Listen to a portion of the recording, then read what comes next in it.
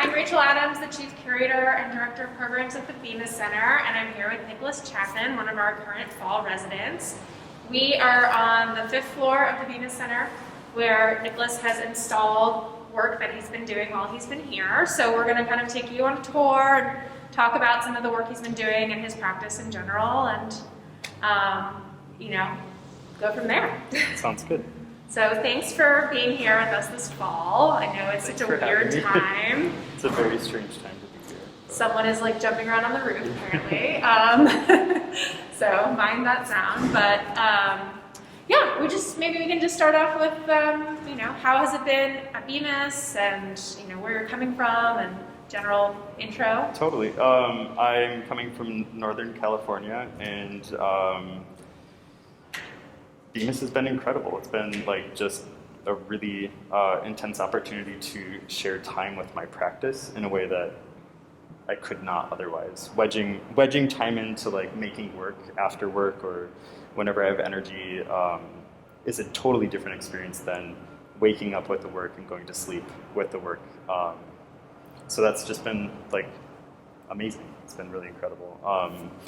And I came here sort of with an agenda to work on large-scale sort of like installation, but with kind of a transformative element to it, like understanding what installation could be in its iterations, or what sort of affects, like what might affect the work, and thinking of like what is next for that actual thing, especially since I'm working with materials that are kind of they're not concrete materials. There's some concrete here, but they're loose materials that will then be gathered up and not be in the same form that they were. So just thinking through that aspect of things while here, and then also while I was here, things like the concrete sculptures came about through working with the materials and sort of spending time just with the practice itself. So yeah, that's what I came to. Yeah, I love that you're talking about, going to sleep with the work and waking up with the work. So if people are just joining us and getting to know Bemis a little bit, our artists in residence literally live in their studios, so they have a live workspace. So, and I think in your case, when I visited your studio last week, you really did sort of like minimize your live space and really take advantage of the space in your absolutely. studio. And that, and it's my favorite studio, Studio 9, so it's like the best Also studio my in the corner. favorite studio. It's good to know. Yeah. So it's really nice to now be able to see what you were working on that downstairs up here in this like amazing atrium space that we have. Yeah. So can you maybe talk a little bit about like what you were thinking in terms of this space, knowing that you were going to eventually install up here? Yeah, for sure. Like talking about minimizing living space, just conveniently, I live in a very small space, and so there needs to be a lot of like transformation of that space to make it work for different purposes. And I had just recently been in a smaller space in Northern California. So coming here and having like a large studio almost felt wrong. Like there was just something wrong with I couldn't comprehend it. So I moved everything into a small space and then really dedicated and delineated space for working. And then seeing the space, the 5th floor installation space, like coincidentally, the dimensions of what I was working on ended up working with the architecture of the space almost perfectly in the center, and then other things kind of came about through that sort of like that coincidence. Yeah. So yeah. Cool. Well, we're going to walk around maybe and talk a little bit about some of the work that you've done, and go from there. So Great. where should we start? Let's go back here. Okay.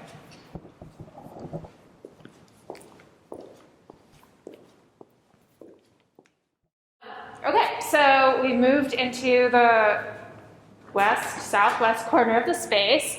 And what I actually love about this space is that it used to be where they roasted coffee. Did you know that? So it just has this like weird, like, I don't know, feel to it, and this like, and beautiful, and like, it just reminds me of like all of sort of like these different parts that you have that you're like bringing into your practice. So let's maybe talk about this piece, which you made at Bemis. Yeah, so this is one of the pieces that came about through sort of like a shifting of intention. I had the intention of working with a sphere shape and rope.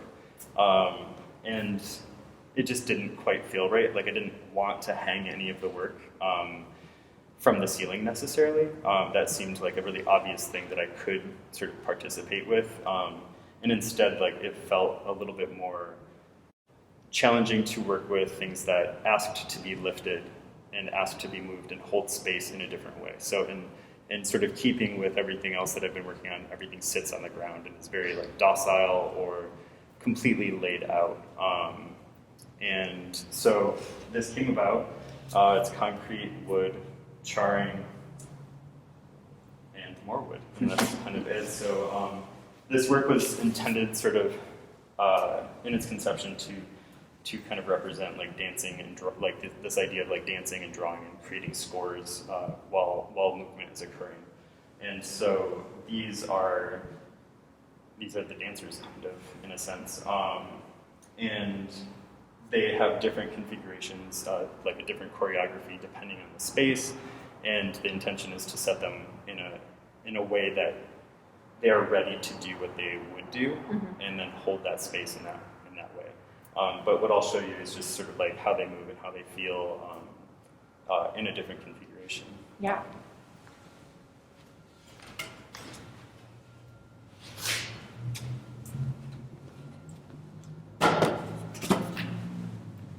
I love all of the sounds that the materials make, so it was fun to be up here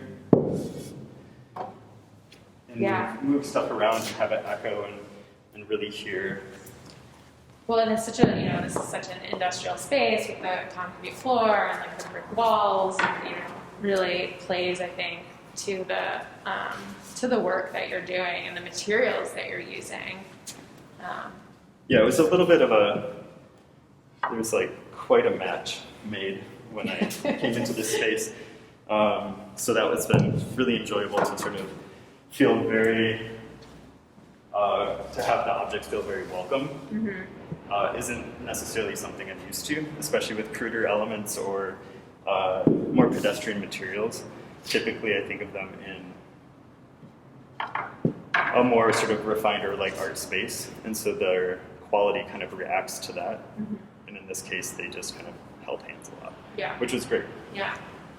And have you worked with concrete before, or is this a new practice for you, or new process? In labor, in jobs. Yeah. When I was young, I worked with a concrete person, somebody who worked with concrete, doing finishes and.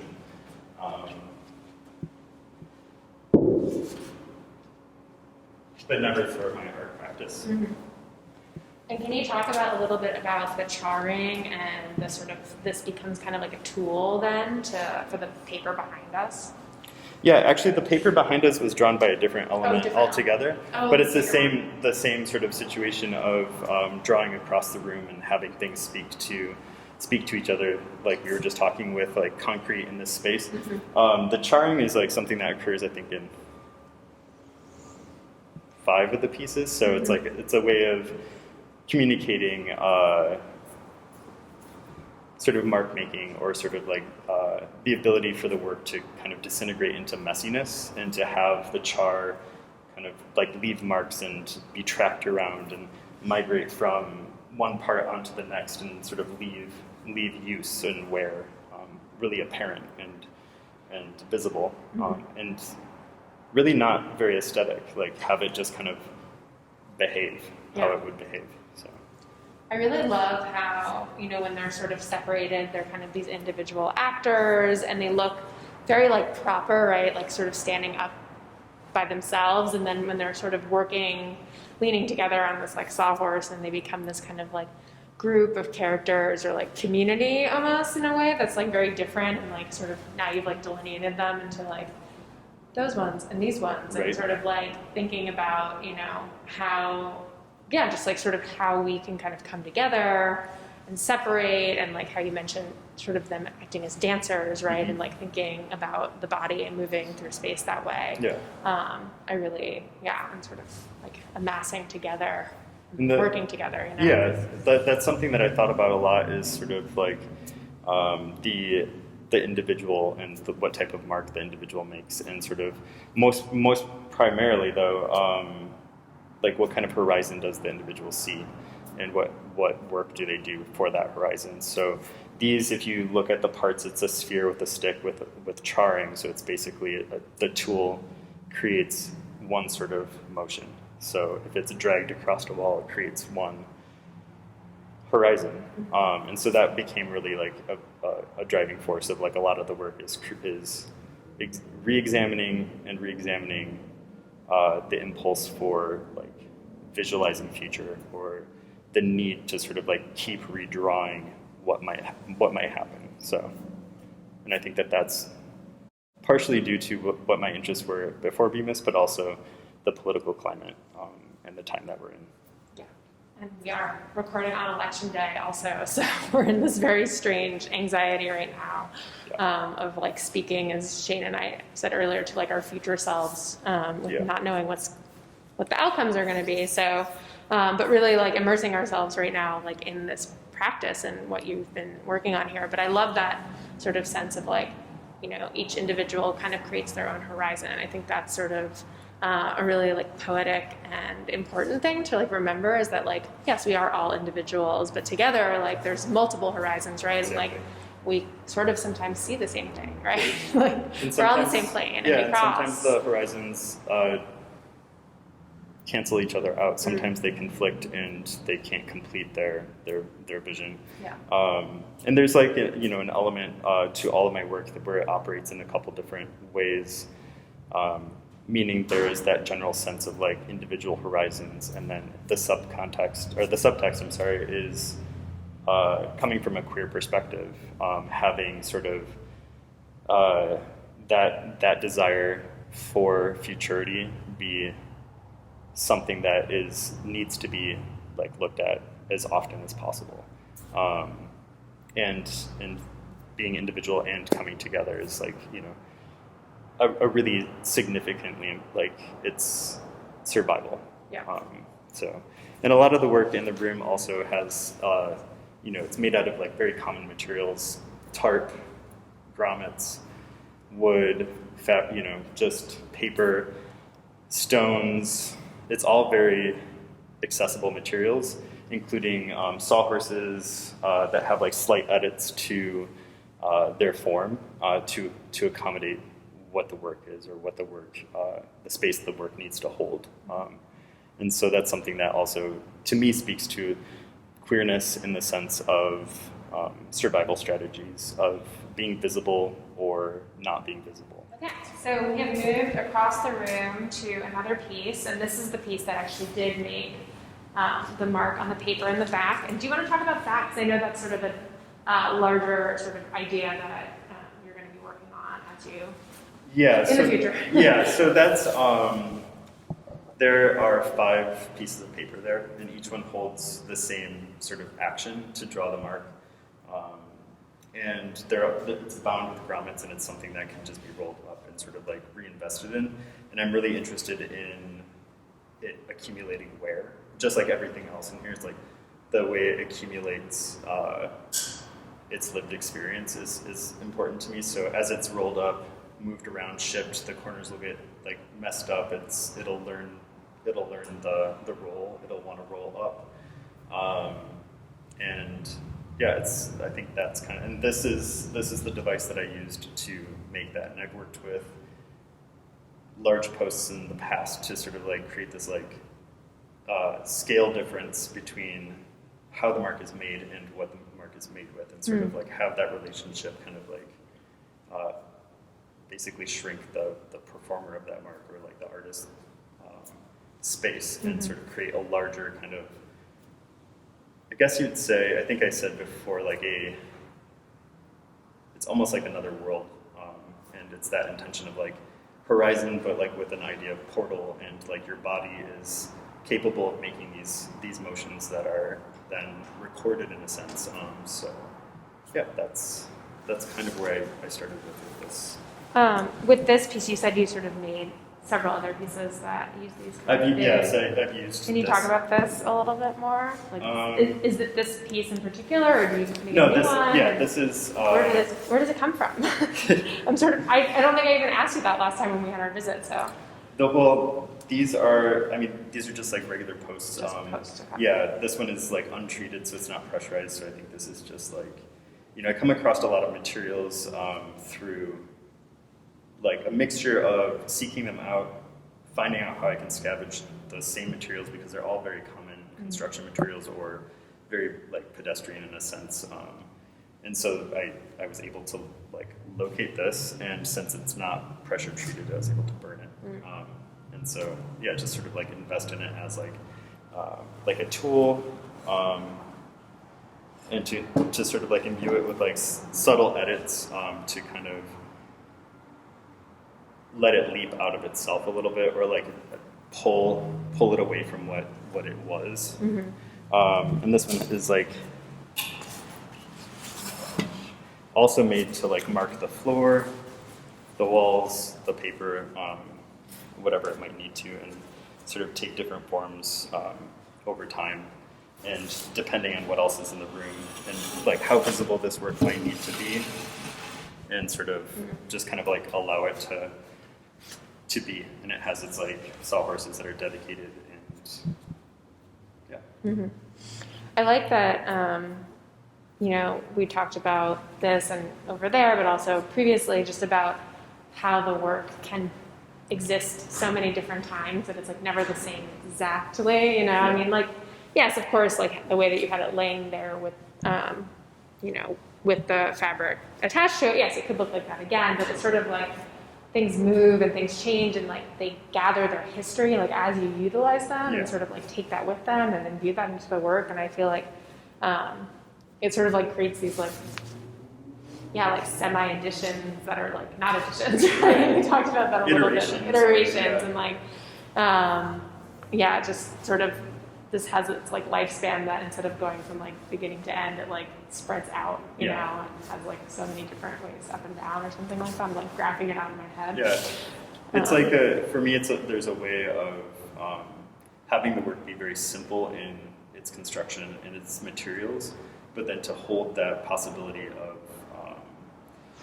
adaptation to space or iteration, or there are other ways to sort of like think about how change is like important or necessary, and to basically have that kind of like expand in a way the perception of the work, even if it's subtle and a gentle expansion. It's presented for that purpose, is to like have that go beyond the form. Yeah. Maybe we can talk a little bit about your color palette and sort of what you're working with in terms of, as we sort of move into this piece, which does, have a little bit more of a pop of color than what, sort of like what you're thinking about in terms of, obviously the materials you're using are like these sort of everyday construction materials, like you said, but, they're still, raw colors in a way, like raw concrete, like raw tarp, raw wood, sort of thinking through that a little bit might be interesting, and then we can kind of talk about this, I think. Sure. The color palette is almost it's non-existent, really. It's just the materials hold a certain type of color, and they hold a certain texture, and both are not treated with much finishing. To me, it's almost the opposite of finish fetishism. Like it's this sort of like the rawness becomes the fetish of the object, is like how, burning something becomes like, to me, like a very like, it's almost smoldering. It's like still smoldering in a sense. It has like a softness to it in a sense now because of that. But the act of doing that is violence. So it becomes this relationship of like finish by way of how it's made, factory finishes, accumulation of wear, all of that kind of just is the finish of it. Mm-hmm. So the color itself is just factory in a lot of senses, but it's not that I'm not working with that as its own palette. So it's, paying attention to subtle shifts, and because things are so limited, I like the textures and the details that come about of those subtle shifts. Yeah. Okay. All right. So we're gonna talk about this piece now, which I guess that one thing I haven't asked you about titling the work at all, and you're probably not even there yet, but I feel like you have this like really amazing installation that has all these sort of components to it. So yeah, the titling is very much it's working titles. So there's like things that cue me into the work that I wouldn't necessarily call the work. Right. Yeah. But anyway, so we're going to talk about this one, which is in the foreground. So here we have, and this is just like what, construction gravel, right? Yeah, I think it's base rock or like road base, I mean. Yeah. And just laid out on this tarp. Yep. So maybe we can, you want to sort of dive in. So this was something that came from an idea, an intention to do some work here using lots of rock, like almost tonnage of rock. And it was a matter of like understanding different materials. So I wanted to work with rock. I've worked with rubber in the past, which we'll talk about in a moment, and wood and all of these very common things. But in the case of rock, I was really interested in it just lying around and it sort of like behaving like rock and just becoming a heavy piece that is not monumental. And it is not, it doesn't behave like a stone sculpture, even though in my head it does, in a sense, behave like that. This piece in particular came about through kind of experimenting with getting the rocks into my studio, pulling the rocks around with the tarp, laying a new tarp out, spilling some of the rocks onto that tarp, and sort of experimenting with the ideas of iteration or changing form and having them sort of come together in different forms to hold the same intention while expressing something different at the same time. And for me, it's the idea of like speaking in coded language in a lot of ways, and specifically with this piece, there's a lot of representation that kind of, for me, dives into queerness in the sense of like banality as a mask or banality as a camouflage.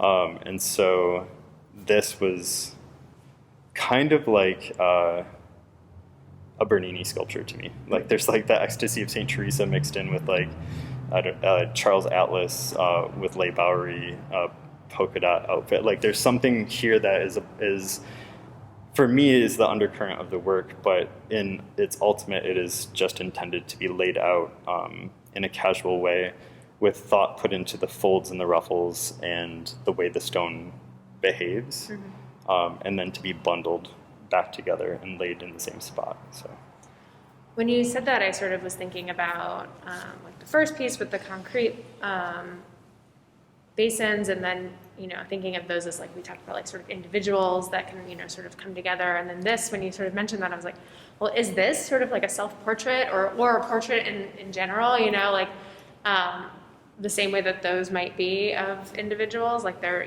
like all together, right? Sort of thinking about, as you said, like this camouflage and how important that might be. Like as a queer individual to sort of camouflage yourself to like be who you are, or maybe not be who you are, but sort of survive, exist, and I don't know. I think there's something about you have these full circles, you have these like semicircles. Sometimes you have like these little slivers, and then you have this sort of bigger like pile here that kind of does sort of like when you look at it. And for me, as we've been like under construction outside Bemis, and we've been seeing these gigantic piles of rock, it's like reminds you of just like like how heavy things are, and how so many parts can make things like pull together and be like heavy and intentional, but then the softness of these folds, right? And this like tarp, which just has this like really like beautiful like forms that it comes together. So I don't know. I'm just sort of like riffing off what you said, but absolutely. That's what I'm feeling. Yeah, and the idea also is sort of like there's like for me, one of the things that kind of informed the work was an idea of like sharing space, like individuals sharing space again, but like coming together, almost like as I don't know, just like I don't know how to explain what I was about to say there, but yeah, I'm excited to see where this work goes in the future. I'm actually very excited about like rocks and tarp, which is a really basic way to like break it down, a really reductive way, while at the same time, like, you know, for me, because of the limited color palette and the specific repetition of detail, there's like many worlds here, and there's many landscapes here, and there's many bodies, and that's kind of what I'll say. Yeah, I like that. That's a good way to end that conversation. Okay. So now we've come to sort of the centerpiece, I would call it, because it literally is in the center. So first, can we talk about the material of this? Yeah, it's like I keep calling it granulated rubber, but it's just ground up tire. So it is just black rubber. There's also lava rock and tarp and you know, grommets, hardware, and paint. And so you've mentioned that you've worked with rubber before, and you know, there's sort of a similarity in terms of like the size and the shape that, you know, obviously of the rock that we were just talking about. But you know, I know this was a material that you were just have been wanting to work with. So yeah.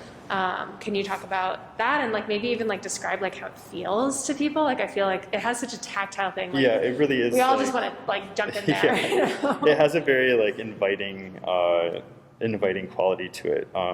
It sort of like, for me, it kind of feels. I don't know how to explain how it feels. I'm so familiar with how it feels because I've worked with it this entire time, but it has like almost like a very dirty, almost grimy, yet like enjoyable feeling in the hand. Yeah. So like you take a handful of it and you kind of like, you can't help but squeeze it and let it fall out of your hand. So it has that kind of quality to it. Yeah. It's a very visceral feeling. And when you walk on it, it also springs back. So it has this sort of like buoyant kind of quality to it, which is pretty interesting to work with. The reason that I wanted to work with it is because it is a recycled material. It's a way of sort of like having this really toxic material have a second life, or like a mispurpose almost, having it be a terrain and sort of a landscape in a sense, was really like appealing to me in the way that there's like a toxicity or almost like a fuming kind of like idea of a wasteland, but without, you know, using that word necessarily. Right. Like there is something that is just like barren about the material. Yeah, it definitely has this kind of like otherworldly sort of sense to it, especially now that you've added the color.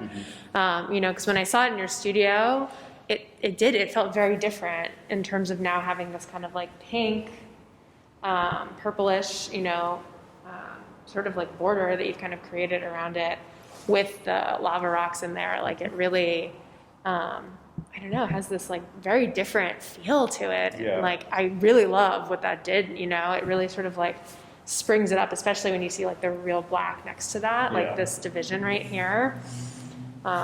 Yeah, it's like, you know, this is the work that I came to Bemis to sort of digest a bit. It's like it was a concept that I've been working with for a while, but haven't had the space or time to like actually do this.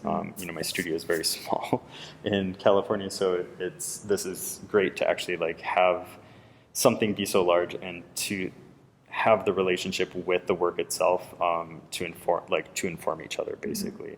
But through that process, you know, my intention was like to have like very bold shapes and patterns, and as you walk through it, it disrupts that, and the two different colors will share spaces, the two different, like the patterns will start to diffuse over time, and that still very much holds true, but I got the sense that I wanted to do something a little bit more like holographic or something more subtle, like appearing or disappearing all at once, and sort of an idea of like another space within a space. So like to take up a lot of space, to offer space, and then to create some sort of like space within the motion of the work is what I was sort of considering while doing this.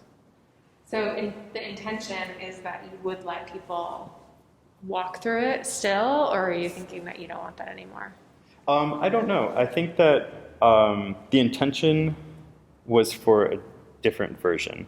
And so as this one started taking form, I realized that the work might need to hold still and to be always ready to be disrupted. It's like very loose. It's asking for it, and it will be disrupted. And I think that doing different applications of paint over time might be a way to show that, is because you cannot do that without disrupting the paint that is already there. Right. And like rearranging the sort of like the composition. Yeah, that makes, I really am sort of like in this like, it kind of, has this real, I hate to like put this intention on there, but like Zen quality to it, Right. and like, I just met with this artist last week who was like talking about wanting to do a Zen garden in our show next spring, and I was like, I don't know if that makes sense for what you're thinking about, but like just sort of thinking and like seeing it now, especially installed up here in this space that has this like kind of cavernous feel to it, and all these windows and natural light, and it sort of has this kind of indoor-outdoor quality up here already, and it kind of feels like this is such a perfect spot for it, you know? So I'm really glad you got to install it here. Great. I feel like now you need to like replicate where, find other places like this that can put it together. And, in thinking about, sort of these like repetitive, obviously like the circle kind of repeats through your work in various places, right? Like, on the drawing here, we have sort of this like mostly circle. We have the circles back there. We have the circle in the middle here. We have the, cylindrical like bottoms of the cement pieces over there. I feel like, again, it's similar to the idea of like working with the palette that comes like with the material. It's sort of something that seems like your work sort of like is cyclical in that sense, right? Yeah. Like it is like a really important sort of symbol without being such an important symbol. Like, Right. it sort of just like is there, and it makes sense that it's there. But I don't know if you want to talk about that. Yeah, it's both what it might appear and what it might not appear. It's the symbolism of the circle has all of its history to it, and all of that is like very very interesting. It's very incredible, like to think of the circle, and you can think of many things that give life, that are seeds, the sun, the moon, all of these different aspects of the circle. What I'm most interested in with it is, like I mentioned, sort of like notions of horizon or other placeness, but also of like portals, in that sense of like being a space to sort of like move through, or a space that might provide like a transformative like landing, as it were. But yeah, it just it makes a lot of sense. There's a placeholder element to it that is really significant to me, because it's a way of calling out space. It's a way of declaring it as holding a symbol, but without describing what somebody should like be visualizing or sort of experiencing. And to me, that sort of like ambiguity is really important in allowing work to sort of exist on a larger scale, but also not be domineering of the mind, really. Right, or even like, your specific intention, as like who you are and your history as an artist versus somebody that's kind of coming into it blindly and can like, look at the materials and see something like that and make their own like personal connection with the work, in a way that's like, oh, and then you're like, oh, and now I understand what he's saying, but this also affected me in this way, which I think is like really what's so great about, art in general, right, is like being able to have those like individualistic experiences and then, really like understanding the intention of the artist and then being like kind of meld those together. So do we feel good? Yeah, I think so, yeah. Yeah, all right. Well, thank you so much Yeah, for thanks. doing this video interview. It was really fun. And again, I'm, super glad you got to install up here because it looks great. Thank you. So, Pretty excited to spend some more time up in here with it and move things around and see what happens. So, yeah, definitely.